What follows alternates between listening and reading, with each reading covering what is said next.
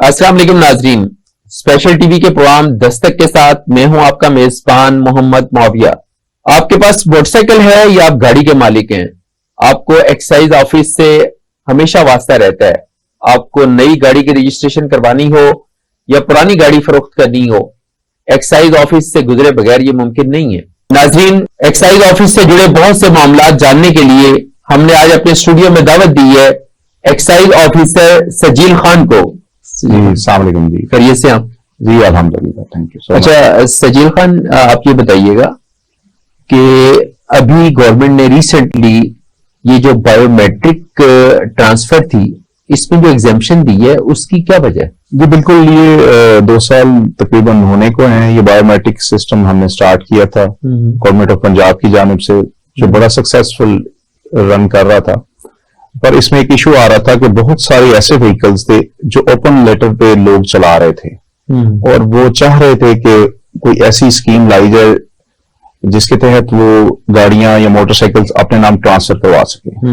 इसलिए government of Punjab ने दो महीने की सब्सिडी दी है, यानी कह लें एग्जम्पशन दी है, और जो कि 28 जनवरी तक वो वैलिड है। उसके बाद वो खत्म कर दी जाएगी सब्सिडी। तो जो लोग जिनके पास गाड़ी के सेलर मौजूद नहीं है, वो एक स्पेशल तरीकेकार है, उसके तहत जो गाड़ी है वो अपने नाम करवा सकते हैं। अच्छा, अगर सेलर मौजूद नहीं है, सेलर मींस के जो असल ओनर है, जी जी, अगर वो मौजूद नहीं है या उससे राब्ता नहीं है, तो उसकी गाड़ी खरीदने वाले के नाम कैसे ट्रांसफर कर दी जाएगी जबकि बेचने वाला मौजूद ही नहीं है? जी जी बिल्कुल। इसमें एक प्रोसीजर इस तरह से बनाया है कि हमने दो एप्स लॉन्च किए हैं। एक ईपे ऐप है और एक गो पंजाब। दोनों साइट्स के जरिए आप जो है वैसे ही अपना डाटा एंटर करेगा परचेजर जो है, और अपना उसकी फीसिस वगैरह जमा करवाएगा through online portals like easy पैसा, जैज कैश या अपने ऑनलाइन बैंकिंग के जरिए। उसके बाद जो लोग हों जिनके सेलर मौजूद नहीं है, उनके लिए स्पेशली ये है कि वो एक्साइज ऑफिस अपनी ओरिजिनल फाइल, ओरिजिनल बुक लेके और अपनी गाड़ी फिजिकली लेके वो एक्साइज ऑफिस आएंगे और वहां पे वो एक एफिडेविट देंगे और अपनी गाड़ी फिजिकली चेक करवाएंगे, और उसके बाद उसको हम कहते हैं हार्डशिप केसेस, उसके तहत फर्दर उसका प्रोसीजर जो है वो अपना एक्साइज एंड टैक्सेशन डिपार्टमेंट उसको वेरीफाई करके तो गाड़ी फिर परचेजर के नाम कर दी जाएगी। अच्छा, इस प्रोसीजर में ये भी पॉसिबल है कि जो सेलर है वो फौत हो चुका हो या वो अवेलेबल नहीं है पाकिस्तान के अंदर, और उसके इल्म में ना हो, एक बंदा पाकिस्तान में नहीं है लेकिन उसके इल्म में भी नहीं है कि उसकी गाड़ी ट्रांसफर की जा रही है, और किसी ने उसके फेक डॉक्यूमेंट्स अगर बनाकर उसको सेल करने की कोशिश की है, तो इस प्रोसीजर में तो वो फिर ट्रांसफर हो जाएगी?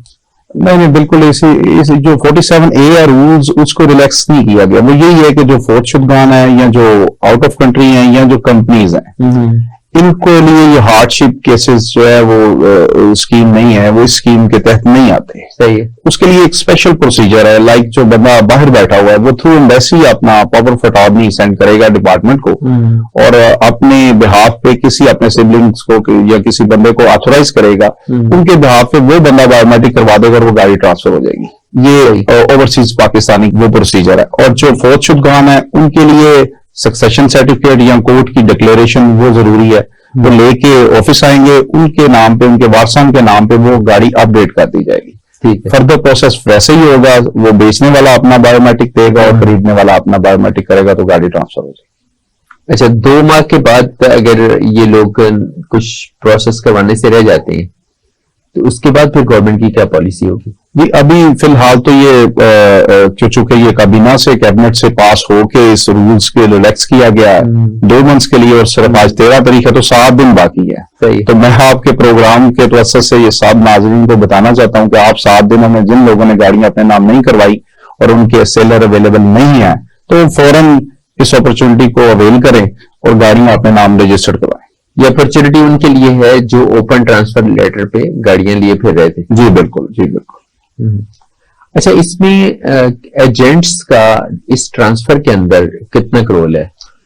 जी ये ट्रेडिशनल जो पहले तरीके का था उसको तो बिल्कुल हमने चेंज कर दिया है। हम टेक्नोलॉजी के जरिए आप को आप देख रहे हैं कि आप एक बंदा घर बैठ के भी आपकी गाड़ी ट्रांसफर करवा सकता है। वो अपनी मोबाइल ऐप ओपन करे, आप ई पे ऐप डाउनलोड करे, उस पे जाए और वहां पे एक्साइज एंड टैक्सेशन डिपार्टमेंट पे क्लिक करे, वहां पे ट्रांसफर ऑफ व्हीकल्स पे जाए, अपना डाटा एंटर करे और उसके बाद वो अपने फीसिस थ्रू ऑनलाइन पोर्टल्स या जितने भी ये इजी पैसा, जैस कैश वगैरह है वहां से पे करे। और हमने एफिलिएशन किया है नादरा से, और जितने भी पाकिस्तान में नादरा ई सहूलत मरकज है जिनके, वहां पे आप कोई बंदा जहां जब मर्जी 24 आवर्स उसके लिए अवेलेबिलिटी के, जब मर्जी जहां मर्जी जिस मर्जी सिटी से अपना बायोमेट्रिक दे तो उसके नाम गाड़ी ट्रांसफर होकर कार्ड बन के उसके घर डिलीवर कर दिया जाएगा थ्रू वाया कुरियर सर्विस। अच्छा, लेकिन इसमें जो आपने इसको ऑनलाइन सिस्टम किया सारा और ई ट्रांसफर का प्रोसीजर किया है, उसमें एजेंट्स माइनस हो रहे थे, लेकिन पिछले दिनों में हमने ये प्रैक्टिस में देखा कि गाड़ी की जो फिजिकल इंस्पेक्शन है उसमें डाल दी गई। अब फिजिकल इंस्पेक्शन के लिए उन्होंने रखा कि आप डीएचए फेज 5 में आए और वहां आके गाड़ी की फिजिकल इंस्पेक्शन करवाएं। खासतौर पर मोटरसाइकिल के केसेस में उन्होंने सेंटर वहां का बना दिया।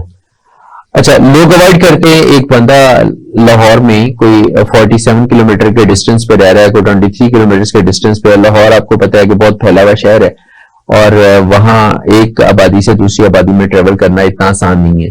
फिर मसरूफ जिंदगी है, लोग अपने रोजगार के मसाइल में मसरूफ हैं। तो उसका सोल्यूशन एजेंट्स ने ये दिया कि जी आप हमें 1000 रुपए दें और आपकी गाड़ी जो है वो ओके हो जाएगी, वो हम उसको इंस्पेक्शन में डाल देंगे कि इंस्पेक्शन हो गई। अच्छा, इससे अवॉइड करने का क्या तरीका है? तो बिल्कुल, ये एट द टाइम स्टार्ट जब हमने ये बायोमेट्रिक स्टार्ट किया था तो ऐसा कुछ नहीं था कि गाड़ी की फिजिकल चेकिंग जरूरी नहीं थी, नेसेसरी नहीं थी। कुछ केसेस में जरूरी होती है जहां पे हमें रिक्वायरमेंट होती है, लाइक ऑक्शन व्हीकल जो गवर्नमेंट ऑक्शन करती है या इंपोर्टेड जो बाहर से गाड़ियां आती हैं। अदरवाइज ये गाड़ी की इंस्पेक्शन जरूरी नहीं थी। एक इन बिटवीन एक रूलिंग आई कोर्ट की, तो उसके तहत गवर्नमेंट ऑफ पंजाब ने ये गाड़ियां फिजिकल चेकिंग शुरू की, जो कि दोबारा रिव्यू किया गया इसको, और इसको फिजिकल चेकिंग को फिलफोर अभी बंद कर दिया गया है। और अब जो भी पब्लिक है, जो सिटीजन है, वो घर बैठ के सिर्फ ट्रांसफर करें, अपना बायोमेट्रिक करवाएं तो गाड़ी का कार्ड बन के उनके घर चला जाएगा। यानी अब फिजिकल एग्जामिनेशन व्हीकल का जो है वो अब जरूरी नहीं है। तकरीबन कह लें सब केसेस में तो नहीं, पर मोस्टली 90% केसेस में जरूरी नहीं है। सिर्फ जो जरूरी है वो ऑक्शन व्हीकल, इंपोर्टेड व्हीकल और eight the time of new registration जो 1 साल से पुरानी गाड़ियां जो रजिस्टर नहीं कराई, उसके लिए उसको फिजिकली प्रेजेंट करना लाजमी है। अदरवाइज नॉर्मल किसी गाड़ी को फिजिकल चेकिंग की जरूरत नहीं। सही। अच्छा, ये बताएं कि ये जो एजेंट्स के सिस्टम को आपने उसमें से माइनस किया, एजेंट्स के रोल को आपने उसमें से माइनस किया और सभी कुछ ई गवर्नेंस के तहत सब कुछ ट्रांजैक्शन जो है वो अब इलेक्ट्रॉनिक होने लगी है। जी जी। तो ये बताएं कि ये जो आपके दफातर के बाहर एक लंबी लाइन लगी होती है एजेंट्स की, जी जी, इनको आप बेरोजगार नहीं कर रहे? आप ठीक कह रहे हैं, मुल्की हालात के पेश नजर ऐसा देखा जाए तो ठीक है, पर आप ये देखें उसका दूसरा साइड देखें तो करोड़ों लोगों को बेनिफिट भी हो रहा है। जो लोग उनके अर्थे चढ़ के और उसको वो मिसयूज भी समटाइम्स कर जाते थे, तो उससे भी बचत हो रही। लोग घर बैठ के इजीली अपने नाम गाड़ियां ट्रांसफर करा सकते हैं। अच्छा, अभी आप ट्रांसफर के टाइम पे फाइल जो है वो ओनर को हैंडओवर कर देते हैं जी। अच्छा, अगर फाइल में कोई प्रॉब्लम है और फाइल वो मिसप्लेस हो गई या उसमें कोई इशू था और उसने किसी तरह से कुछ मैन्यूवरिंग करके वो या टेम्परिंग करके डॉक्यूमेंट्स अपने बनवा लिए एक्साइज ऑफिस में, आपने उसको फाइल हैंडओवर कर दी। जब फाइल वो छुपा लेता है या ट्रांसफर के टाइम पे शो नहीं करता, कहता है गुम हो गई है। अब गुम हुई फाइल का आपके पास क्या सोल्यूशन है? अब देखिए, जब गाड़ी रजिस्ट्रेशन होने आती है हमारे पास, at the time of new registration हम उसे प्रॉपर वेरिफिकेशन करके उसे वेरीफाई करके फिर रजिस्टर्ड करते हैं। सही। तो एक दफा जब गाड़ी रजिस्टर्ड हो जाती है तो वो जो ऑनर है उसका मालिक, ही इज रिस्पॉन्सिबल कि वो उसी गाड़ी के अगेंस्ट एक ही मालिक है, वो बायोमेट्रिक देगा तो वो अपना राइट सरेंडर कर देगा सेलर। तो इस तरह के चांसेस बहुत मुश्किल है कि कोई इस तरह का चांस बन जाए कि वो उस तरह से मैनिपुलेट कर सके। इनकेस अगर वो करता है, ही इज रिस्पॉन्सिबल, उसके खिलाफ अकॉर्डिंग टू लॉ कार्रवाई की जाती है।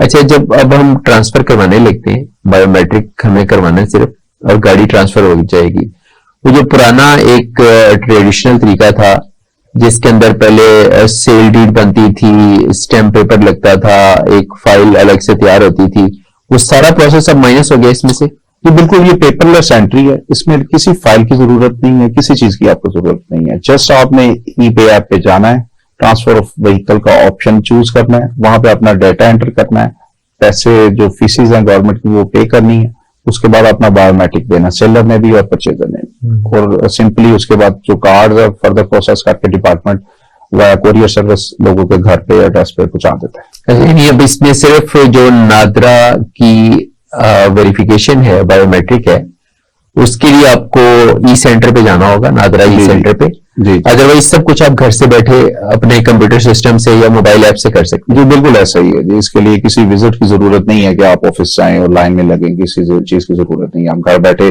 24 आवर्स, रात के 12 बजे भी बैठे हैं तो आप ट्रांजेक्शन कर सकते हैं। ठीक है। अच्छा, ये बताएं कि जो पुराना हमारा सिस्टम था जिसमें फाइल ओनर के पास मौजूद है या डॉक्यूमेंट्स ओनर के पास मौजूद हैं, लेकिन वो मिसप्लेस हो गए, गुम हो गए, या कपड़ों में धुल गए, या कोई और वजह हो गई कि वो जाया हो गया, बारिश में भीग गए, उसका अब क्या सोल्यूशन होगा? आपका जो स्मार्ट कार्ड है दैट्स इनफ, या उसके लिए फाइल फिर दोबारा से उसको बनवानी पड़ेगी? बिल्कुल, फिलहाल तो जो है पेपरलेस एंट्री है, आपको फाइल की जरूरत सेंस पड़ती है कि आप दोबारा कंपनी के पास जाएं, जो मुतलका कंपनी अगर लाइक सुजुकी, होंडा या जो भी कंपनी है मुतलका, आप वहां अप्लाई करते हैं तो वो आपको डुप्लीकेट इशू कर देते हैं, उसको डिपार्टमेंट अटेस्ट कर देता है डुप्लीकेट तौर पे, और वो डुप्लीकेट फाइल तैयार कर दी जाती है। पर इस सिस्टम में ऐसा उसकी कुछ वैल्यू रह नहीं गई, क्योंकि इसमें आपका कार्ड जरूरी होना है कि आपको eight the time of checking है वो प्रेजेंट कर सकें, अदरवाइज मालिक का होना जरूरी है कि सेलर मौजूद हो और परचेजर। यानी फाइल के जितने पर्टिकुलर्स हैं जी जी वो आपके कंप्यूटर सिस्टम में सेव है? जी बिल्कुल, वो हमारे कंप्यूटर सिस्टम में सेव भी होते हैं, और अब हम उनका स्कैन रिकॉर्ड भी मेंटेन किया होता है, वो स्कैनिंग भी हमारे पास उनकी मौजूद होती है। यानी अगर वहीं से एक कॉपी जनरेट करके और उसको अटेस्ट करके देना पड़े जी जी, तो ये यानी फैसिलिटी अवेलेबल है कि क्लाइंट उसको अवेल कर सकते हैं? जी बिल्कुल। अच्छा, इसमें जो पहले हम अट्रैक्टिव नंबर्स थे उनके हवाले से देखा करते थे कि ऑक्शंस हुआ करती थी, नंबरों की बोली लगती थी, और जो पुरकशिश नंबर्स थे उसके लिए बड़ी गहमा-गहमी होती थी, लोग धूप में बैठे हुए हैं, टेंट लगे हुए हैं, और एक स्पेसिफिक डेट को उसकी ऑक्शन हुआ करती थी। तो क्या ऑक्शन का वही सिस्टम चल रहा है? जब आप सब कुछ ई गवर्नेंस के तहत उसको इलेक्ट्रॉनिक करने जा रहे हैं, तो क्या ऑक्शन अभी तक मैनुअल है, फिजिकल है, या उसको भी इलेक्ट्रॉनिक कर दिया गया?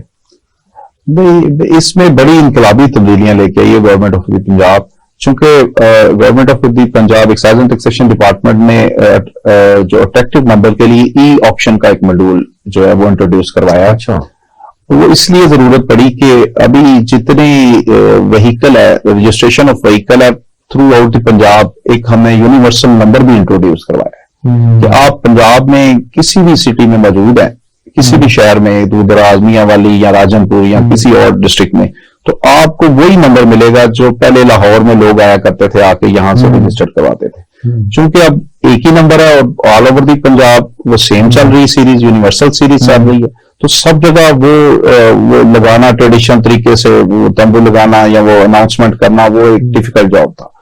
इसके लिए गवर्नमेंट ऑफ पंजाब ने इंट्रोड्यूस कराया ई ऑक्शन मॉड्यूल। आप ई ऑक्शन की ऐप डाउनलोड कर सकते हैं कंप्यूटर पे, आप उसके आपको नंबर शो हो रहे होते हैं, आपने व्हीकल सिलेक्ट करनी है, गाड़ी या मोटरसाइकिल। गाड़ियों के लिए हमने 3 डिजिट नंबर सीरीज स्टार्ट की है, और मोटरसाइकिल के लिए 4 डिजिट नंबर्स। तो आपका जो डिजायर्ड नंबर है आप सिलेक्ट करते हैं, उसकी कुछ प्राइसेस रखी हुई है गवर्नमेंट ने, जो इसमें गवर्नमेंट ऑफ पंजाब काफी रेवेन्यू भी जनरेट कर रही है, क्योंकि अट्रैक्टिव नंबर पे काफी कंपटीशन होता है लोगों का, तो वो जो लाइक आप 1 नंबर या टेट्रा 7 या कुछ ऐसे नंबर है, वो मोर देन 1 मिलियन भी हो जाते हैं, ऑप्शन होते हैं। तो वो आप घर बैठे हुए ही अट्रैक्टिव नंबर भी वो जो है ले सकते हैं, आपको कोई ऑफिस आने की, विजिट करने की, वहां वेट करने की जरूरत नहीं है। बात चलती रहेगी, यहाँ थोड़ा सा वक्फा करते और ब्रेक के बाद हम दोबारा सवालात के सिलसिले को जारी रखते हैं। सजील खान साहब से हमारी गुफ्तगू का सिलसिला जारी है और हमारे सवालात के जवाबात वो दे रहे हैं, लेकिन यहाँ हम लेते हैं ब्रेक और ब्रेक के बाद हम सवालात के सिलसिले को वहीं से दोबारा शुरू करेंगे।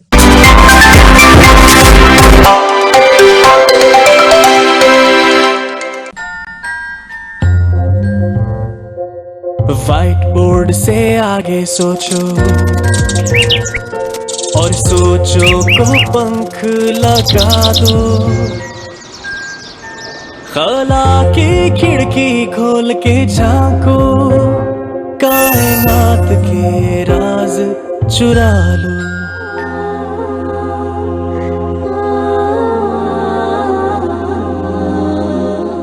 ये जहां तो तुम्हारा जहां है, तुम सा दूजा कोई भी कहाँ है। ये जहां तो तुम्हारा जहां है, तुम सा दूजा कोई भी कहाँ है।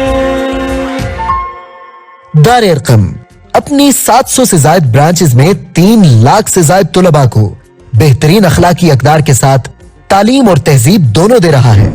दार अरकम, तालीम तहजीब साथ साथ।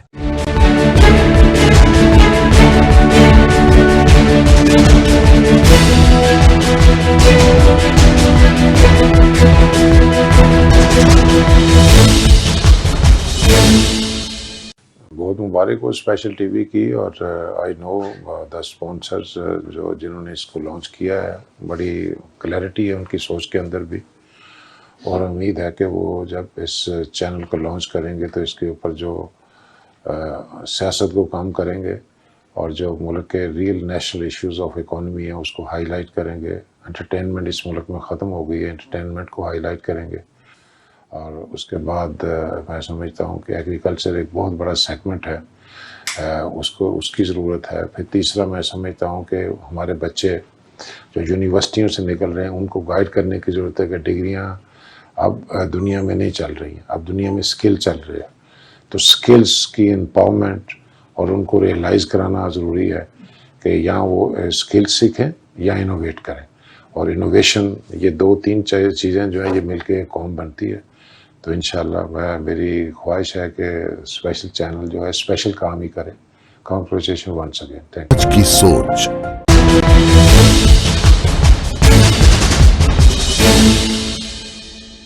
स्पेशल जो टीवी है one of the best channel है। इसकी जो पूरी टीम है इन्होंने बहुत बड़ी स्ट्रगल्स की और बहुत अच्छा इनिशिएटिव लिया। ये जो चैनल है इसकी ख़ास खसूसियात मैं बताता चलूँ कि दीन से रिलेटेड है, इस्लामिक पॉइंट ऑफ व्यू से है और पॉलिटिशियन पॉइंट ऑफ व्यू से है, और जितने ब्यूरोक्रेट्स हैं उनके साथ इनका बड़ा अच्छा कोऑर्डिनेशंस है मुल्क की सूरत हाल के हवाले से। और जो ख़ास तौर पे जो विजन है इनका वो है टूरिस्ट प्लेस, उसको भी डिस्कवरी की तरह कवर करेंगे। और इसमें हमारे मोस्ट सीनियर जो जर्नलिस्ट हैं leading side of the all over the Pakistan, उनकी बहुत अच्छी कोऑर्डिनेशंस है। इनमें बड़े खूबसूरत इसमें एंकर्स हैं, टीम बड़ी अच्छी, one of the best team है समझता हूँ पाकिस्तान की। जिस तरह हमारे जो बड़े चैनल्स हैं पाकिस्तान के बहुत बहुत बड़े नाम हैं, मैं समझता हूँ आई होप सो इंशाल्लाह ट्राई माय बेस्ट कि जो टीम है इस चैनल को उनके साथ लाकर खड़ा करेगी।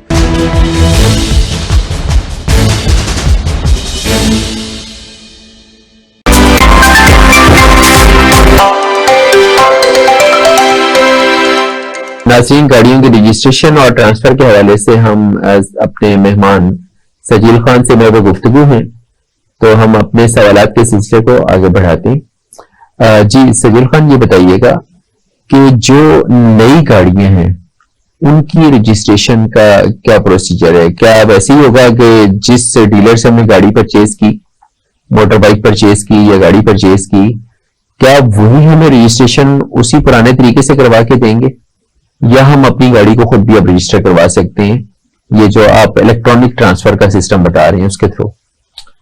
जी, इसमें 2 तरीके कार हैं। गवर्नमेंट ऑफ पंजाब में जो एक्साइज एंड टैक्सेशन डिपार्टमेंट ने 2 तरीका कार इंट्रोड्यूस करवाई हैं। पहला तरीका कार ऐसा है कि आपने जब गाड़ी लेते हैं किसी भी शोरूम से, तो वो आपको सेल सर्टिफिकेट और सेल इनवॉइस इशू करते हैं। ठीक है, वो सारे पेपर्स लेके अपना ओरिजिनल आईडी कार्ड लेके आप एक्साइज एंड टैक्सेशन डिपार्टमेंट जाते हैं। वहां पे आपको एक फॉर्म एफ दिया जाता है। वो फॉर्म एफ एक एप्लीकेशन फॉर्म होता है, application for registration of vehicle form. आप उसे फिल करते हैं, अपना उसमें सारे क्रेडेंशियल्स देते हैं, गाड़ी के चेसिस इंजन वगैरह लिख के अपने सिग्नेचर करके और साथ वो पेपर जमा करवा देते हैं। तो जो आप जब फाइल जमा करवाते हैं तो जो हमारे officer, front desk officer window पे बैठे होते हैं, वो उसको रिसीव करते हैं और उसके बाद आपको असेसमेंट जनरेट करके देते हैं कि इस गाड़ी के अगेंस्ट इतनी रजिस्ट्रेशन पे आपको वो पेमेंट ऑन स्पॉट वहां पे जमा करानी होती है। तब आप गाड़ी की पेमेंट जमा करवा देते हैं तो आपको एक रसीद इशू करती जाती है। सही। अब उस रसीद के अगेंस्ट आपको नंबर प्लेट्स इशू होती हैं और वो रसीद के ऊपर ही आपका नंबर, रजिस्ट्रेशन नंबर भी मेंशन होता है और जो जितनी डिटेल है जो आपने पेमेंट्स की हैं वो भी मौजूद होती हैं। तो ये एक तरीकेकार है। सेकेंडली एक तरीकेकार इंट्रोड्यूस करवाया था जहां से आप गाड़ी लेते हैं। कुछ डीलर्स हैं, सारे नहीं अभी तक रजिस्टर्ड किए, कुछ डीलर्स हमने रजिस्टर्ड कर लिए हैं। अब उसे हम DVRS बोलते हैं, डीलर व्हीकल रजिस्ट्रेशन सिस्टम। जब आप वो खुद से ही आपकी फाइल को डाटा एंटर करते हैं और उनको हमने एक्सेस दी हुई है, सर्टेन एक्सेस, तो वो उसकी फीसेस भी खुद ही जमा करते हैं। उसके बाद वो file excise and taxation department के हैंड ओवर कर देते हैं। जब हमारे हैंड ओवर कर देते हैं तो हम उसको फर्दर प्रोसेस करके कार्ड और फाइल जो मुतलका ऑनर है उसके तक पहुंचा दी जाती है। इसमें यह कि जो फ्रेश रजिस्ट्रेशन है इसमें टोकन वगैरह आप eight the time of registration life time ले लेते हैं या उसका एनुअल टोकन सिस्टम है? जी, इसमें मुख्तलिफ कैटेगरीज हैं। जो 1000 सीसी तक प्राइवेट व्हीकल है उसकी रजिस्ट्रेशन जो है वो लाइफ टाइम टोकन के तहत होती है। उसमें एट वंस हम टोकन ले लेते हैं और जो 1000 सीसी से अबव है उनका एनुअली टोकन जो है वो चार्ज किया जाता है। आप हर साल जो है उसका टोकन टैक्स पे करते हैं। तो फर्स्ट टोकन टैक्स जो होता है फर्स्ट क्वार्टर का, वो फर्स्ट ईयर का जो फाइनेंशियल ईयर है वो हम at the time of registration ही ले लेते हैं। सही। तो उसके बाद जो पेमेंट्स हैं आप हर साल वो पे करते हैं जो उसका टोकन टैक्स है। तो इसमें क्या हिकमत है कि जो 1000 से अबव गाड़ियां हैं, 1000 सीसी से अबव, तो उन्हें क्यों आपने एनुअल सिस्टम पे रखा हुआ है? ये एनुअल सिस्टम पे इसलिए रखा हुआ कि आने वाले वक्त में गवर्नमेंट इसको इंक्रीज कर सकती है टैक्सेस को। छोटे जो यूजर हैं या आप कह लें कि लो कॉस्ट गाड़ियां हैं उनके लिए क्योंकि सब्सिडाइज एक किस्म का किया गया है कि एक दफा वो दे दें और बार बार ना जाना चाहिए। ये लो मिडिल क्लास और मिडिल क्लास को फैसिलिटेट किया गया और जो एलीट क्लास है या जो अफोर्डिंग क्लास है, जी जी, तो उनके लिए ये रूल बना दिया गया कि वो एनुअली अपना टैक्स पे करेंगे। बिल्कुल एनुअल पे करेंगे और आने वाले वक्त में अगर गवर्नमेंट चाहती है कि इसको इंक्रीज किया जाए अकॉर्डिंग टू सिचुएशन तो वो इंक्रीज भी किया जा सकते हैं। वो लिवरेज होगा कि उनका एनुअल या 1 साल 2 साल 3 साल के बाद उसको बढ़ाया जा सके। पर ये जो लाइफ टाइम है 1000 सीसी से नीचे जो गाड़ियां हैं उनके लिए जब आप एक एडवांस पेमेंट ले लेते हैं तो कोई ऐसी चीज रह नहीं जाती जो उनसे दोबारा रिसीव की जाए। तो ये उनके लिए काफी सहूलत है और जो अपना बड़ी गाड़ियां वो एनुअली ही पे करती हैं। इसमें ये बताएं कि जो eight the time of registration आप गाड़ियों का जो टैक्स लेते हैं उसकी परसेंटेज क्या है और फाइलर और नॉन फाइलर क्या दोनों के लिए इसमें सेम सहूलत है या उसकी जो टैक्स रेट है उसका फर्क है? नहीं, इसमें काफी फर्क है। जो फाइलर और नॉन फाइलर के लिए जो टैक्सेस हैं वो मुख्तलिफ हैं। कह लें कि 2 टाइम्स भी है समटाइम्स और जो है फाइलर उसको काफी सहूलतें दी गई हैं। इसी तरह टैक्सेस में भी, टोकन टैक्स में भी और रजिस्ट्रेशन फीसेस वगैरह में भी उसको काफी सहूलत दी गई है। और उसमें जो है जो नॉन फाइलर है उसके टैक्सेस जो उससे डबल हैं तकरीबन, आप कह लें कि वो कैटेगरी वाइज हैं, सीसी वाइज हैं, इसी तरह वो ज्यादा कर दिए जाते हैं। नॉन फाइलर को जो है इतनी सहूलत नहीं जितनी फाइलर को सहूलत दी। अच्छा, गाड़ी के हर ओनर को टैक्स देना है, चाहे वो 600 सीसी है गाड़ी या 1000 सीसी है या 1300 या 1500 है? टैक्स तो हर एक को देना है पर वो उसमें बाइफरकेशन ऐसे ही है कि 1000 सीसी तक चूंकि लाइफ टाइम एट वंस ले लेना लमसम पेमेंट और जो बाकी गाड़ियां वो एनुअली हम चार्ज करते हैं। तो उसके बाद हर साल वो अपना जो है ना टोकन टैक्स वो पे करते हैं। और जब गाड़ी सेल होगी दोबारा, नेक्स्ट ओनर को ट्रांसफर होगी, तो उस वक्त भी टैक्स देना होगा eight the time of transfer? Eight the time of transfer with in 5 years अभी विद होल्डिंग टैक्स और जो 1300 सीसी से अबव है उसे कैपिटल वैल्यू टैक्स भी लगता है ट्रांसफर फीस के साथ। और 1300 सीसी से जो नीचे गाड़ियां हैं उनको विद कैपिटल वैल्यू टैक्स नहीं लगता पर विद होल्डिंग टैक्स उनको भी लगता है और विद ट्रांसफर फीस। तो वो वेरी करता है गाड़ियों के लिहाज से जो है। अच्छा, अगर परचेजिंग के या वन टाइम ट्रांसफर के विद इन 5 years गाड़ी फर्दर सेल होती है, जी जी तो उस पे जो सेलर है, बेचने वाला है, जी जी, उसको एडिशनल टैक्स देना पड़ेगा?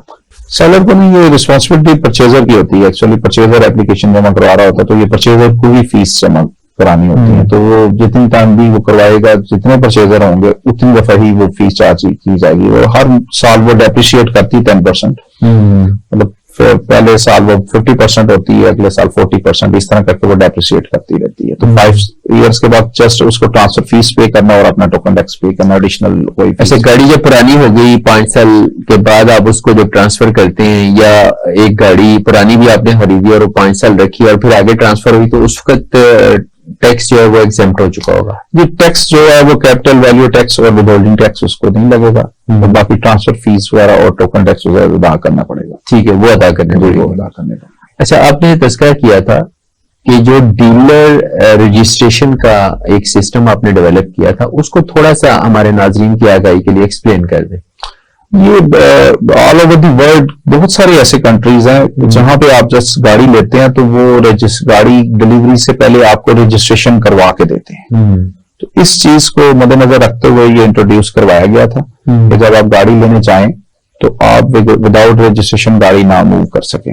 आपको वो गाड़ी तब डिलीवर करते हैं जब आप वो उनको रजिस्ट्रेशन मुकम्मल हो जाती है, उसके बाद आपको नंबर लगा के वो गाड़ी आपको इशू की जाती है, सारी डिलीवर की जाती है। अच्छा, ये जो डीलर रजिस्ट्रेशन सिस्टम है, जी जी, इसमें जो डीलर आपको नंबर उसका प्रोवाइड करेगा, वो टेम्परेरी होगा या वो परमानेंट एक्साइज ऑफिस का परमानेंट नंबर होगा व्हीकल का? बिल्कुल, वो हमारे डेटाबेस से कनेक्ट है, वो परमानेंट नंबर ही होता है, पर उसकी रजिस्ट्रेशन फाइनल डिपार्टमेंट ही करता है। प्रोविजनल कह लें आपके, वो फाइल रिसीव कर लेते हैं और एक नंबर इशू करते हैं, वो डिपार्टमेंट ही करता है, बैक एंड पे डिपार्टमेंट ही उसे देख रहा होता है। आफ्टर वो रिसीविंग द फाइल, वो जो सारी चीजें हैं वो डिपार्टमेंट के हैंड ओवर करते हैं, फर्दर प्रोसेस पर डिपार्टमेंट ही उस पर करता है। तो उन्होंने जस्ट ये है, उनका रोल ये है कि जो ऑनर आ रहा है व्हीकल का, उससे रजिस्ट्रेशन फीसिस वगैरह कलेक्ट की और उनसे एप्लीकेशन लिया और उसके बाद वो हैंड ओवर कर दी एक्साइज डिपार्टमेंट के।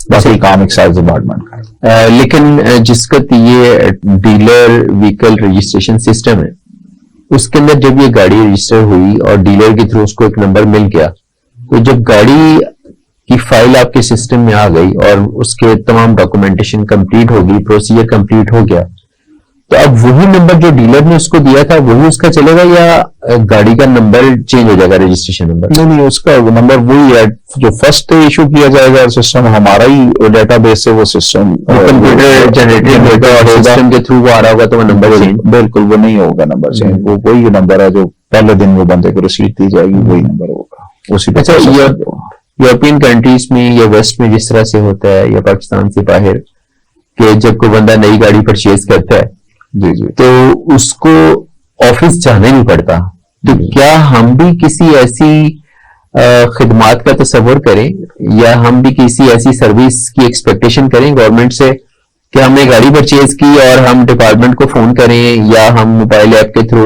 वहां अपना कोई डाटा है उसकी एंट्री करें, तो हमारे घर से कोई कोरियर सर्विस के थ्रू वो डॉक्यूमेंट्स मंगवा लिए जाए, हमारी फाइल बन जाए, रजिस्ट्रेशन हो जाए और फिर एज इट इज फाइल जो है हमारी वो हमें वापस कर दी जाए? कोई इस तरह के सिस्टम पे काम हो रहा है हमारे यहाँ? देखिए, बड़ा अच्छा क्वेश्चन किया है। इसमें हम काफी वर्किंग कर चुके हैं इस काम पे। जैसे ट्रांसफर के लिए आपको ऑफिस नहीं जाना पड़ेगा, न्यू रजिस्ट्रेशन के लिए भी आपको ऑफिस जाने की जरूरत नहीं पड़ेगी। अच्छा, दैट्स ग्रेट। जो नया प्रोसीजर इंट्रोड्यूस करवाने जा रहा है एक्साइज एंड टैक्सेशन डिपार्टमेंट, वो इस तरह से है कि आप ऑनलाइन पोर्टल पे ही बैठ के अपनी रजिस्ट्रेशन डाटा एंटर करेंगे। न्यू रजिस्ट्रेशन का जितना डाटा है, उसका चेसिस, उसका इंजन, अपने क्रेडेंशियल, अपना नाम, वालिद का नाम, और उसके बाद उसकी फीस आपको शो होंगी। वो वैसे ही ऑनलाइन पोर्टल से ही आप जितने जराए हैं, कह लें आप बैंकिंग चैनल्स हैं या दूसरे चैनल हैं, उनके थ्रू आप फीस जमा करेंगे। और डिपार्टमेंट 2 वे कोरियर हायर करने जा रहा है, 2 वे कोरियर सर्विस इंट्रोड्यूस करवाने जा रहा है, जो कोरियर सर्विस आपके घर से पेपर लेगी और उसके बाद आपको जब रजिस्ट्रेशन करा के, गाड़ी रजिस्टर्ड करवा के, सारे डॉक्यूमेंट्स आपको वापस भी वो खुद ही करेंगे। तो आपकी फाइल घर पे आपको पहुंच जाएगी? जी बिल्कुल, वो घर से ही पिक करेंगे और घर ही ड्रॉप करेंगे आपकी फाइल, आपको ऑफिस जाने की जरूरत नहीं पड़ेगी। ये तो कमाल हो जाएगी। जी जरूर। अच्छा, लेकिन ये बताएं कि इस सिस्टम में फिर बायोमेट्रिक कैसे हुआ करेगी क्लाइंट की? जी बिल्कुल, जब जैसे ही वो डाटा एंटर करेगा, फीसिस पे करेगा, तो जो उसका एप्लीकेशन है वो बायोमेट्रिक पे पेंडिंग चला जाएगा। ठीक है, तो तब उन्हें किसी भी ई सहूलत मरकज जाके अपनी बायोमेट्रिक करवाना पड़ेगी। यानी क्लाइंट को मैसेज आ जाएगा जी, और वो मैसेज जाके वो ई सहूलत सेंटर पे जाके वो ट्रैकिंग आईडी जनरेट कर देगा हमारा जो डेटाबेस, वो जाके ई सहूलत मरकज से अपना किसी भी ई सहूलत मरकज से आप अपना 24 आवर्स उनके खुले रहते हैं, तो आप अपना बायोमेट्रिक करवाएं। उसके बाद कोरियर सर्विस लेगी आपके घर से सारे पेपर और वो आपको घर ही डिलीवर कर दिए जाएंगे। यानी अब नई गाड़ी खरीदना, उसकी रजिस्ट्रेशन करवाना, उसके लिए आपको एक्साइज ऑफिस नहीं जाना पड़ेगा, एजेंटों से नहीं मिलना पड़ेगा, ट्रांसफर करवानी है तो वो सारा सिस्टम भी कंप्यूटराइज हो जाएगा। बिल्कुल बिल्कुल, या ऑनलाइन अब तक बहुत सा सिस्टम हो भी चुका है। जी, आप देख सकते हैं कि ट्रांसफर तो फुली ऑनलाइन है। उसमें तो आप कह लें कि आप इस हद तक रिस्ट्रिक्ट थे रूल्स हमारे के, जो ऑफिस में बंदा जा रहा था, जो ऑफिशियल्स हैं वो कर रहे हैं डील, पर थ्रू ऑनलाइन पोर्टल ही कर रहे हैं। हम अपने सेल्फ डेटाबेस से कोई काम नहीं कर रहे हैं, हम भी उसी तरीके से कर रहे हैं जैसे आम बंदा घर बैठ के कर सकता है। लेकिन इसमें जो आपने बताया है कि आप ऑफिस से भी वही प्रोसीजर कर रहे हैं, तो इसका मतलब है कि एक लेमैन जो पढ़ा लिखा नहीं है जी जी, और वो रजिस्ट्रेशन का प्रोसेस करना चाहे और उसको अपनी मोबाइल ऐप वगैरह ना यूज करनी आती है और उसके थ्रू वो एंट्रियां ना कर सके ट्रांसफर की, जी जी, तो वो आपके ऑफिस आ जाए तो भी उसको उसी ई प्रोसेस से गुजारा जाएगा। जी बिल्कुल, उसी प्रोसेस से। और वन विंडो ऑपरेशन गवर्नमेंट ने शुरू किया है, हमारे पास काफी विंडोज अवेलेबल हैं। आप किसी भी विंडो पर जाकर अपना काम बताएं तो वो इंशाल्लाह जो मुतलका जो ऑफिसर है वो आपको डील करेगा और इंशाल्लाह आपका जो भी जरूरत है वो पूरी की जाएगी। तो रजिस्ट्रेशन कोई मसला नहीं है। जिसको एंड्रॉइड नहीं चलाना आता या जिसके लिए अवेलेबल नहीं है जिसके पास, तो वो डिपार्टमेंट चला जाए, वहां पे भी जा सकता है। इवन दो कोई इजी पैसा गैस कैश या आपने किसी मोहल्लेदार से भी कह सकता है कि आप मेरी एंट्री करते हैं, तो कोई मसला नहीं है, वो कोई भी कर सकता है उसको। क्योंकि एट द एंड बायोमेट्रिक उसी बंदे ने करवानी है अपनी जिसके नाम गाड़ी रजिस्टर्ड हो रही। ऐसे गाड़ी छीन ली गई या गाड़ी चोरी हो गई, तो क्या ऐसे केसेस में भी मतलब आपके क्या प्रैक्टिसेस क्या हैं कि चोरीशुदा गाड़ी अगर कोई ट्रांसफर करवाने आ जाए सपोज, जी जी, या डिपार्टमेंट के ज़ाहिर अंडरस्टैंडिंग से और उनकी अंदर जो लोग काम कर रहे हैं उनकी तरफ से उसको कोई लिवरेज मिल जाए, स्पेस मिल जाए, या उनकी मिली भगत से, क्या ये पॉसिबल है कि चोरीशुदा गाड़ी या जो स्नैच की गई गाड़ी है वो 4-6 महीने जब उस पर मुकम्मल खामोशी हो जाए तो एक दिन वो चुपके से किसी के नाम ट्रांसफर हो जाए? नहीं नहीं, बिल्कुल ऐसा नहीं है। ये बड़े देख के ये सिस्टम इंट्रोड्यूस करवाया गया, इस पर बड़ा गौर किया गया है। आप देखें, जैसे ही गाड़ी चोरी होती है बंदा FIR करवाएगा, जैसे ही वो FIR करवाएगा वो ऑटोमेटिकली हमारे सिस्टम में अपलोड हो जाती है। तब अपलोड हो जाती है तो वो गाड़ी ब्लॉक हो जाती है। तो उसी सूरत में अगर नहीं भी बंदा FIR करवा रहा और उस जो गाड़ी चोरी करके ले गया वो ट्रांसफर के लिए अपना एंट्री कर देता है ऑनलाइन, लेट्स सपोज, तो उसका सेलर का अंगूठा कहां से लाएगा? वो बायोमेट्रिक देगा तो वो गाड़ी उसके नाम आएगी ना सेलर। सही। तो वो ये पॉसिबल नहीं रहा इस टेक्नोलॉजी में कि आप वो चोरी की गाड़ी किसी मिली भगत से, कोई डिपार्टमेंट का बंदा किसी की सूरत भी वो भी ऐसा काम नहीं कर सकता। किसी किस्म की ऑथराइजेशन उसे नहीं है कि वो किसी की गाड़ी किसी के नाम कर दी जाए। तो वो बंदा सेलर के पास ही राइट्स हैं कि वो अपनी गाड़ी परचेजर को बायोमेट्रिक के जरिए ही ट्रांसफर करेगा। बात बहुत दिलचस्प मरहले में दाखिल हो गई है, लेकिन हमें चूंकि यहाँ एक ब्रेक लेनी है तो ब्रेक के बाद हम अपनी गुफ्तगू के सिलसिले को आगे बढ़ाएंगे। नाज़रीन, हमारी गुफ्तगू सजील खान साहब से जारी है, लेकिन यहाँ वक्त हुआ एक ब्रेक का और ब्रेक के बाद हम गुफ्तगू के सिलसिले को आगे बढ़ाते हैं।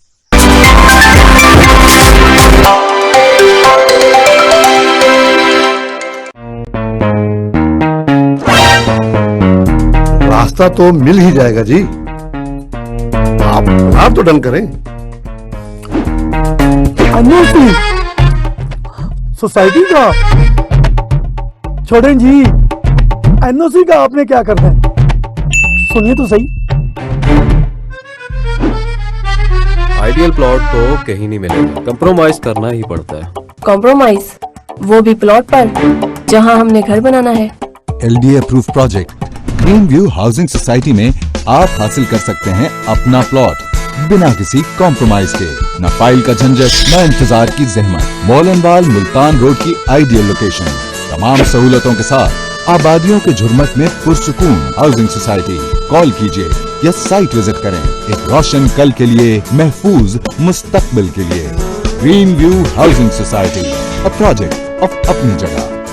मेरा नाम साद अकबर खान है, मैं चीफ एग्जीक्यूटिव हूं अली अकबर ग्रुप का। जैसा कि आप तमाम दोस्त जानते हैं कि आजकल का जो दौर है ये इंफॉर्मेशन टेक्नोलॉजी का दौर है। जिसके पास ज्यादा इंफॉर्मेशन है वो इंफॉर्मेशन एक पावर है और उसको इस्तेमाल करके आप अपने हालात भी बेहतर कर सकते हैं और अपने इर्द गिर्द के जितने मसाइल हैं या जो वसाइल का बेहतर इस्तेमाल है एक बेहतर प्लानिंग कर सकते हैं। स्पेशल टीवी जो है एक नई एंट्री है इस फील्ड के अंदर, जिसका मकसद जो है वो लोगों तक एक्यूरेट इंफॉर्मेशन पहुंचाना, टाइम पर पहुंचाना और लोगों को अपने वसाइल का बेहतर जो इस्तेमाल है उसके तरीकेकार की तरफ लेकर जाना है।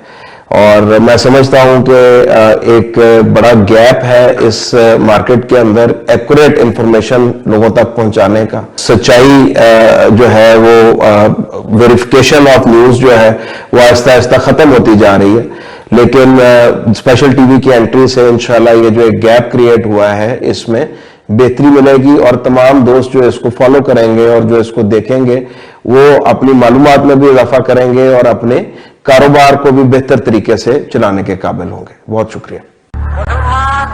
मुसीबत में घबराया नहीं करता। मीनार पाकिस्तान 1940 की एक स्पेशल याद। 14 अगस्त आजादी का वो स्पेशल दिन। बलोचिस्तान कुदरती नजारों से मलबूस एक स्पेशल दास्तान। सिंध सकाफत की चाशनी में डूबी एक स्पेशल कहानी। पंजाब खूबसूरत वादियों में बिखरी एक स्पेशल तारीख। खैबर पख्तूनख्वा सर बुलंद पहाड़ों के बीच एक स्पेशल खित्ता। और कुछ नायाब और स्पेशल लोग। कायद आजम मोहम्मद अली जिन्ना, अल्लामा मोहम्मद इकबाल, सैयद अबुल आला मौदूदी, डॉक्टर अब्दुल कदीर खान, अब्दुल सत्तार ईधी, नेमतुल्लाह खान और इन जैसे हजारों लोग जिनसे बनता है एक स्पेशल पाकिस्तान। और अब इन सब को समेटते हुए आ रहा है स्पेशल टीवी, जिसमें होगा वो सब कुछ जो हमें बनाता है स्पेशल। स्पेशल टीवी, पाकिस्तान की सोच।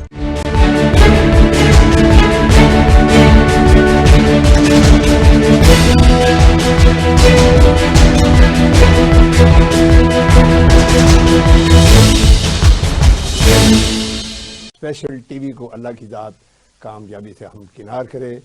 मैं तो नादान ही था, मैं तो नादान ही था, दानिस्ता भी क्या क्या न किया, पर लाज रख ली मेरे अल्लाह ने मुझे रुसवा न किया, पर लाज रख ली मेरे अल्लाह ने मुझे रुसवा न किया। हाँ बात दिल में ही थी, दिल में रही और काम हो भी गया। बात दिल में ही थी, दिल में रही और काम हो भी गया। ऐसा कौन, ऐसा कौन जिसने जुबां का तकल्लुफ भी गवारा न किया। मैं तो नादान ही था, दानिस्ता भी क्या क्या न किया। ये शफ़क़त चीमा को जो कुछ भी मिला ये हजूर की गुलामी में मिला। आदर गौर से सुनिएगा शफ़क़त चीमा क्या कहना चाह रहा है। यही कहना चाह रहा है, वमा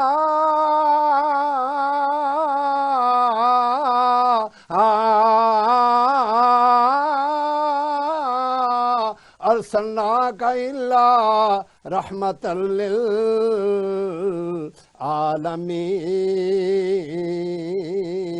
मैं तो नादान ही था, दानिस्ता भी क्या क्या न किया, पर लाज रख ले मेरे अल्लाह ने मुझे रुसवा न किया, पर लाज रख ले मेरे अल्लाह ने मुझे रुसवा न किया।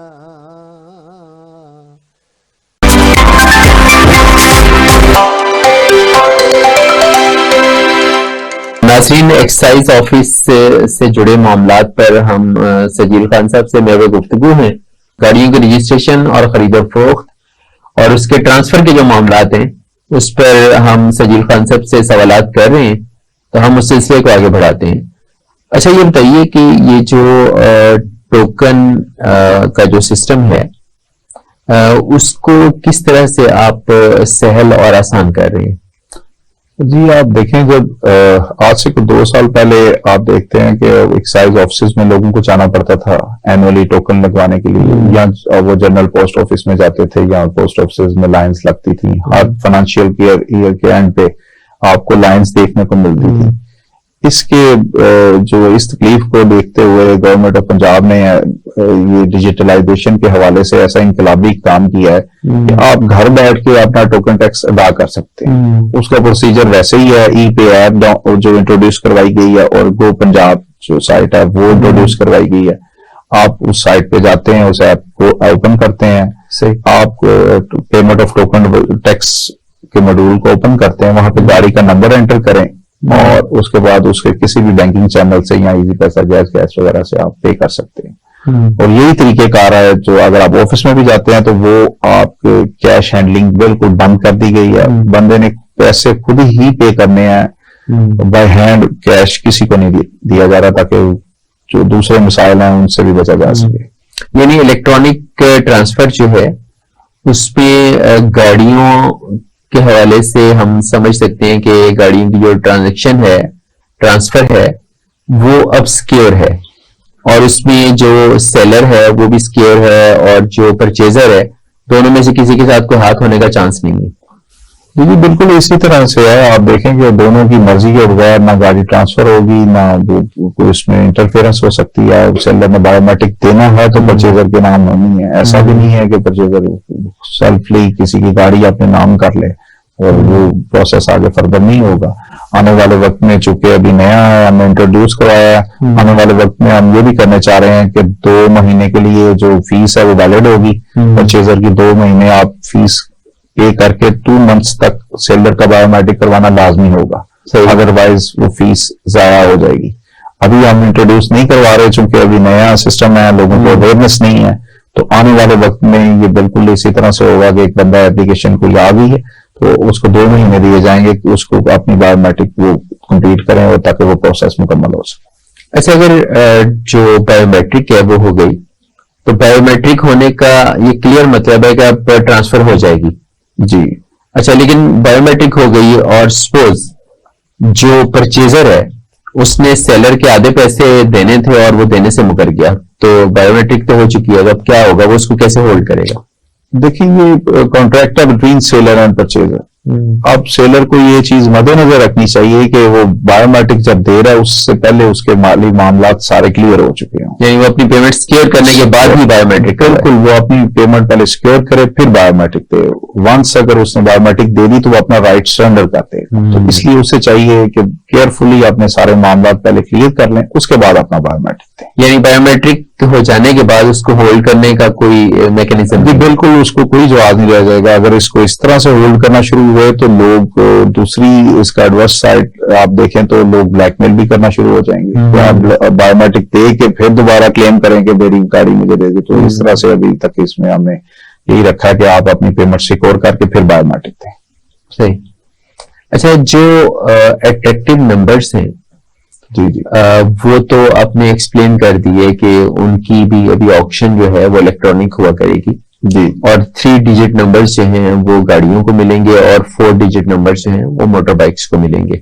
बिल्कुल। लेकिन अगर मैं पर्सनली अपने नाम से गाड़ी का नंबर लगवाना चाहता हूँ, या जैसे आजकल हम देखते हैं लोगों ने गाड़ियों पीछे नंबर प्लेट लगाई है मुर्शिद के नाम से, जी जी, या किसी ने भट्टी के नाम से, या किसी ने अपनी किसी और नाम से लगाई है, नंबर प्लेट, तो क्या ये सिस्टम है कि आप अपने नाम से गाड़ी की नंबर प्लेट इशू करवा लें? नहीं, ये बिल्कुल सारे इलीगल नंबर प्लेट्स हैं जो आपको नजर आएंगी, और मेरे ख्याल ट्रैफिक पुलिस वाले उनको जुर्माना भी करते हैं जहां पे कहीं पे वो पकड़े जाएं। तो सिर्फ गवर्नमेंट अपनी जो स्टैंडर्डाइज नंबर प्लेट है और जो उसकी सीरीज है गवर्नमेंट ऑफ पंजाब, उसी के तहत नंबर इशू करती है। कोई बाय नेम अभी कोई ऐसा स्कीम नहीं इंट्रोड्यूस करवाया गया। तो ये जितनी आपको नंबर्स नजर आते हैं वो बिल्कुल फेक है, उनके खिलाफ डिपार्टमेंट भी कार्रवाई करता है। हमारे होल्ड अप्स होते हैं जनरल, और रोजाना डेली मतलब रोड चेकिंग भी होती है, हमारी टीम्स हैं कॉन्स्टिट्यूट की हुई, जो टैक्स डिफॉल्टर्स हैं उनको भी पकड़ती है, और जिन्होंने स्टैंडर्डाइज नंबर प्लेट्स नहीं लगाई उन्हें भी पकड़ती हैं, और फिर उन्हें जुर्माना और वो जो है चार्ज भी किया जाता है। तो ये सारी चीजों से बचने के लिए लोगों को चाहिए कि आप जो है वो गवर्नमेंट की इश्यू की हुई स्टैंडर्डाइज नंबर प्लेट का ही इस्तेमाल करें। अच्छा, लेकिन हमने अभी पीछे देखा कि एक लंबे अरसे से जो नंबर प्लेट्स गवर्नमेंट खुद दिया करती थी, एक्साइज ऑफिस जारी करता था, उनकी तरसील बंद हो गई थी, उसकी क्या वजह बनी?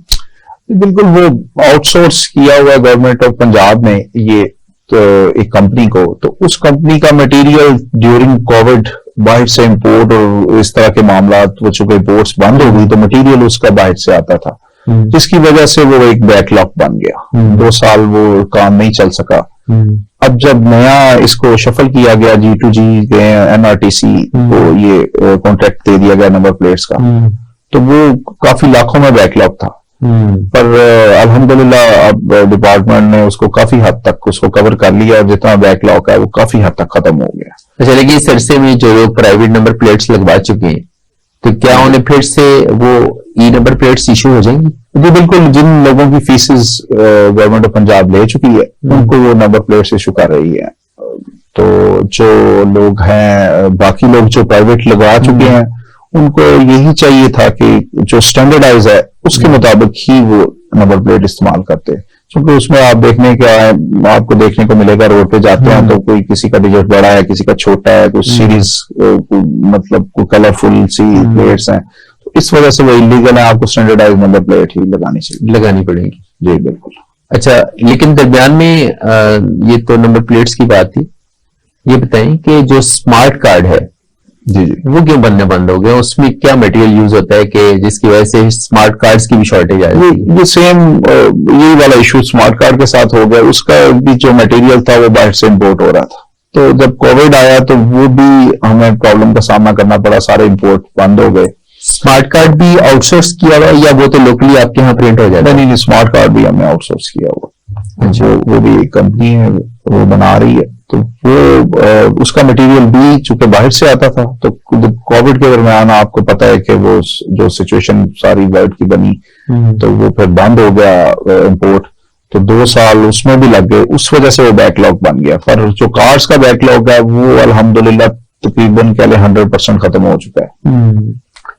अच्छा, कार्ड्स में क्या ऐसी साइंस इन्वॉल्व है कि जिसके लिए डिपार्टमेंट खुद, मतलब सिंपल सा कार्ड है, उसने प्रिंट होना है और उसमें लेमिनेट हो जाना, या उस पर जो कोटिंग होनी है वो हो जानी है, तो इसको गवर्नमेंट खुद क्यों नहीं करती? आप इसको डिपार्टमेंट लेवल पे क्यों नहीं करते और इसको आउटसोर्स किया हुआ है? ये आउटसोर्स काफी सारी चीजें आप डिपार्टमेंट के लेवल पे नहीं कर सकते, क्योंकि इनमें आपने दुनिया से इंपोर्ट करना होते हैं, इनके जो मटेरियल्स होते हैं ये स्टैंडर्डाइज होते हैं, इनमें काफी का मटेरियल यहाँ से तो अवेलेबल नहीं होता, तो गवर्नमेंट के लिए काफी मुश्किल है ये चीजें ढूंढना या करना या लेके आना, और उसके लिए फिर हमें फर्दर हायरिंग करनी पड़ेगी, फर्दर मशीन्स उसकी इंपोर्ट करनी पड़ेंगी उनकी ट्रेडिंग के लिए। तो इन सब चीजों से बचने के लिए चूंकि ये आउटसोर्सिंग की जाती है ताकि आपको जो है पब्लिक को फैसिलिटेट किया जाए और जो है इन टाइम उनको सर्विस जो है वो प्रोवाइड की जाए। सभी कुछ इलेक्ट्रॉनिक होने जा रहे हैं, तो वो जो इतना हैवी क्लरिकल स्टाफ था, अगर सब कुछ कंप्यूटराइज हो गया और एक सिंगल क्लिक की पे चीजें तेजी से होने लग जाएंगी, तो ये जो हमने स्टाफ इतना ज्यादा भर्ती किया हुआ है, क्या इनकी डाउन साइजिंग फिर होगी? नहीं, अभी तक ऐसा कोई गवर्नमेंट ऑफ पंजाब की ऐसा कोई नहीं रहा था। स्टाफ की शॉर्टेज पहले से ही बहुत ज्यादा है, क्योंकि आप देखते हैं कि हर साल लाखों गाड़ियों का इजाफा होता है, तो उनकी ट्रांजैक्शन में भी लाखों इजाफा होता है, तो उनके मामला जितने भी हैं वो एक जो महदूद स्टाफ है वो डील कर रहा है। यानी इलेक्ट्रॉनिक पे शिफ्ट होके भी लोग फारिग नहीं बैठे हुए काम जी, बहुत ज्यादा आप विजिट करें तो किसी कोई आपको ऐसा बंदा एक्साइज एंड टैक्सेशन डिपार्टमेंट में तो फारिग बिल्कुल नहीं मिलेगा। अच्छा, जो आपने एक बहुत आइडियल मॉडल पेश किया और ज़रा हम उसकी शक्ल देख भी रहे हैं कि तेजी से यानी हम लोग इलेक्ट्रॉनिक ट्रांसफर की तरफ जा रहे हैं, तो फिर ये एजेंट हजरात जो बाहर फॉर्म बेचारे लेके बैठे होते हैं और बेरोजगारी पहले मुल्क में बहुत है, ये बेचारे क्या क्या करेंगे? बिल्कुल, ये एक इशू आया, ये आपने अच्छा इशू रेज किया है, पर आप देखें कि एक चंद 100 लोगों के लिए पूरी आवाम को जो है वो तो नहीं आप उनको खराब कर सकते या अखबार कर सकते क्या लें, तो उनको आवाम की फैसिलिटेशन सबसे पहले है। तो आप देखें कि अगर आपके जो पूरी पाकिस्तान की आवाम वो ओबलाइज हो रही है, पंजाब की आवाम ओबलाइज हो रही है, तो चंद 100 के लिए भी कुछ ना कुछ गवर्नमेंट को चाहिए कि कोई ऐसा रोजगार या कोई और चीज जो है वो उनका पैरेलल चलाए, पर इससे लोगों को फायदा बहुत ज्यादा है। बहुत शुक्रिया सजील खान, आप हमारे प्रोग्राम में तशरीफ लाए और नाज़रीन की आगाही के लिए आपने जो मालूमात दी, और बहुत सी चीजें मेरे लिए भी नहीं थी और ऑब्वियसली उसका हमारे नाज़रीन को बहुत फायदा होगा। जी नाज़रीन, हमने आज व्हीकल्स की जो रजिस्ट्रेशन है और सेल एंड परचेज पे जो ट्रांजैक्शन है उसके हवाले से हमने एक्साइज ऑफिस का जो रोल है उस पर बात की। मुझे उम्मीद है कि आज का प्रोग्राम आपके लिए बहुत ज्यादा फायदेमंद साबित होगा और आपकी जो रोजमर्रा की मालूमात हैं या जो क्वेरीज आपके ज़हन में गर्दिश करती रहती हैं उनका आपको एक तसल्ली बख्श जवाब जरूर मिला होगा। हम मुख्तलिफ मौज़ूआत पर आपके साथ अक्सर प्रोग्राम ऐसे लेकर हाजिर होते हैं जिसमें आम आदमी की जो जरूरियात हैं उनके जवाबात उसको मिलें और उसका मसला जो है वो हल हो। तो आप हमारे प्रोग्राम को रेगुलर देखते रहिए और अपना फीडबैक भी हमें जरूर दें। तकमील में बहुत सारे प्रोग्राम हम लेकर आएंगे जिससे आपकी आगाही में इजाफा होगा और आपको बहुत ज्यादा फायदा होगा। हमारे साथ रहिए और हमारे प्रोग्राम के साथ जुड़े रहिए। अपने फीडबैक से जरूर आगाह कीजिएगा। अपने मेजबान मोहम्मद मौविया को इजाजत दें। अल्लाह हाफिज।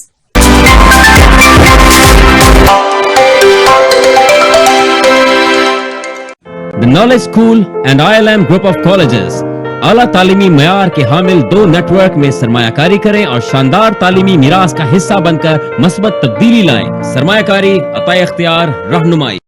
जिंदगी कई जमानों